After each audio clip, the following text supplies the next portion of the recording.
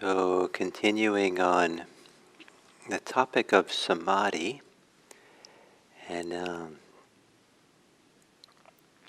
the 11th step of mindfulness of breathing.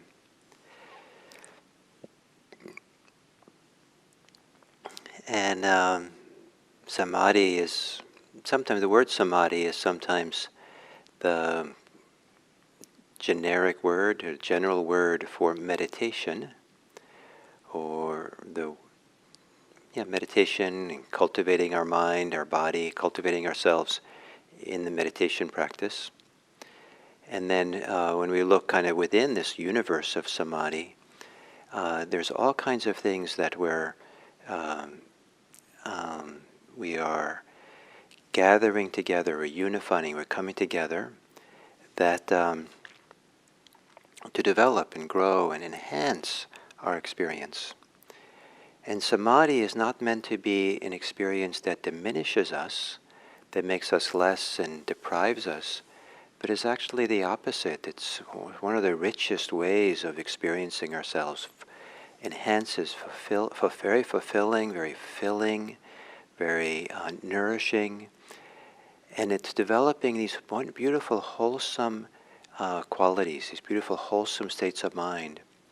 But in doing so, it's also kind of getting out of the way but not adding all this extra tension and stress that can exist in the mind, and moves us to less and less stressful states of mind, or states of being, less and less activated places of agitation, and moving to deeper and deeper peace.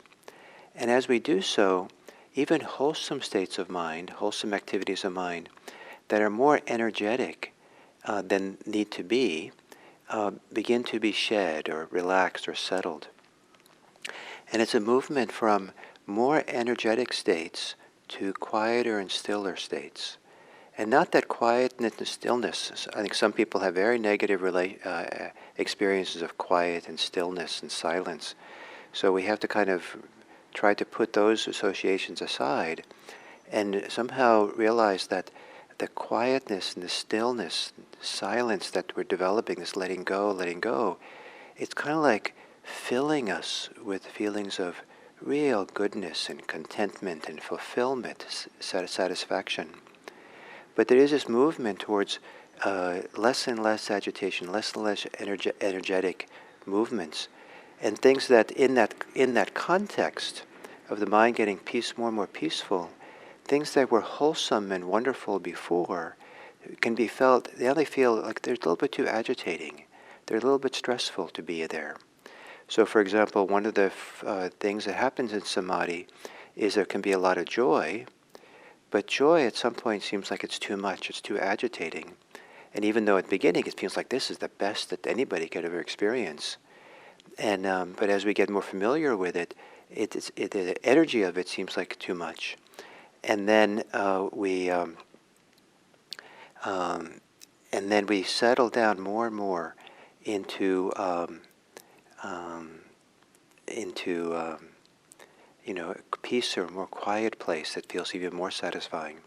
So this movement, and this is kind of the general trajectory of deepening Samadhi, developing Samadhi, is this movement from more agitated, more energetic states to less energetic states that feel more and more satisfying as we go into them.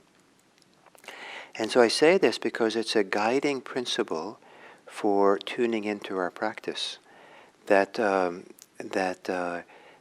kind of the way to see the path forward in Samadhi is to appreciate at some point, that really feel at some point that what felt really wonderful at one stage of practice, we're ready now to let go of it or let it become quieter and move to a less energetic, less activated state.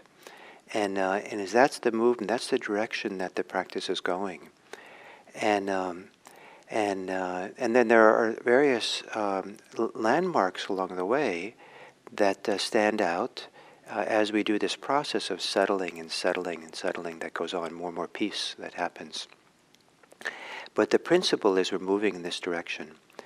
And it's helpful to keep that principle in mind, because sometimes when people read about Samadhi, they learn about like 4 stages of jhana, 4 stages of deep absorption. And it becomes a little bit mechanical or technical, like am I in the right place? Am I at the first jhana? Am I at the second jhana?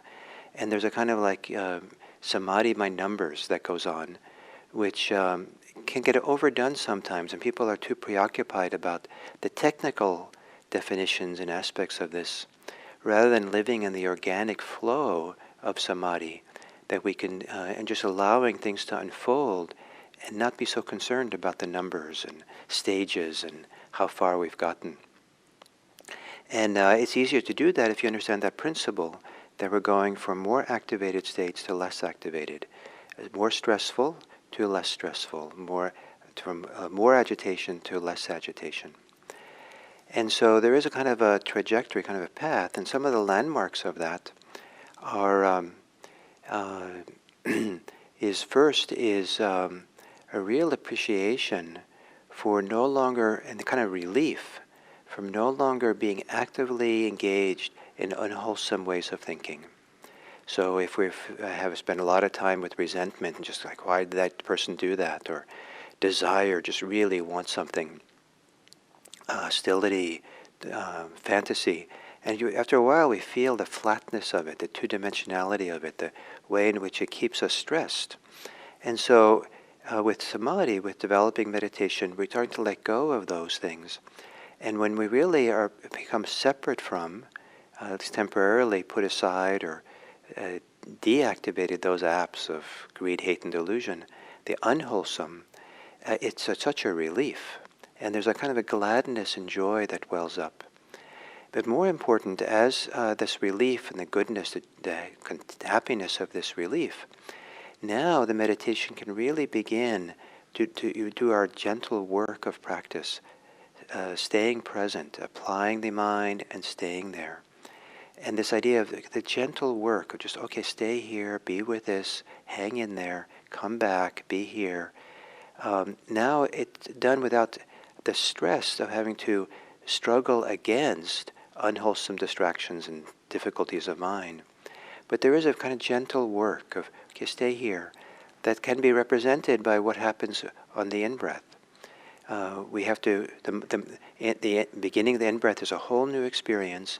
The mind has to connect to that, and then we stay there for the full in-breath. Then we connect again to the beginning of the out-breath and stay there for the whole time. It's a very gentle, some people don't even notice that they're doing it, but there is a kind of little movement, these two movements of the mind, little working, massaging, kneading the dough kind of experience. But it comes along with the relief and the happiness of not being distracted anymore, finally being able to be here and do this. As we settle in, and we land, and there's a steadiness, and there's a less and less of this need to make the work of connecting and staying. It becomes second nature. The mind is just starting to become stable, and we're just able to just rest in the breathing and just stay there. There's very little tendency to wander off. Just there, we're here, we're finally here. And that gives birth to a different kind of joy of just being really now, being able to put aside that extra work of connecting and being. And there's a kind of a gliding, soaring, sliding on the experience and so it kind of feels like, it's like petting the cat begins to purr. We're kind of there, being touched in some deep way, and it's kind of like the pleasure principle, where we're just kind of being touched with this beautiful feeling of just staying with the breath and being there, and being that different kind of joy arises, and that can be quite strong and energetic at times. And after a while, that joy feels like it's too much, and so then it's ready to kind of to let go of that level of agitation, activation.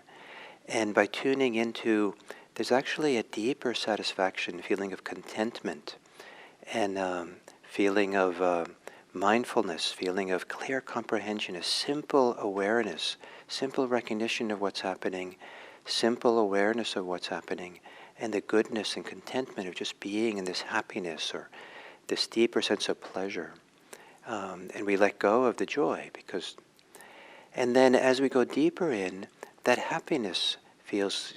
I don't know if it feels like it's too much, but the happiness begins to soften and relax, and it falls away into something that's much more satisfying, which is a deep sense of tranquility, equanimity, um, and where the awareness is very pure awareness. Sometimes it depends how we translate the Pali, the Buddhist teachings on this, but its awareness is very closely connected to equanimity, that it's awareness which is purified by equanimity. And so the awareness is very peaceful, very aware, and very still. And because there's so little mental activity, so little stressful activity, much of our ordinary way of experiencing ourselves has temporarily fallen away. People even have the sense of not really being in their having a body. The body edges fall away, and no sense of being in a body.